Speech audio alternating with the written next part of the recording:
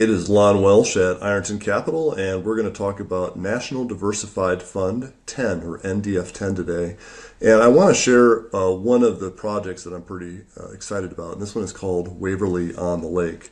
And this project is a large multifamily complex on a gorgeous lake in Michigan, not too far outside of Detroit and Ann Arbor.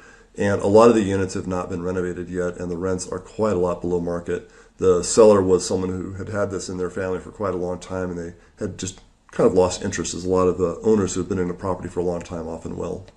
So the idea on this is that we're going to own this for probably about 5 years, and we conservatively expect it's going to be about a 16% rate of return annually to those of you as limited partners after all of the expenses.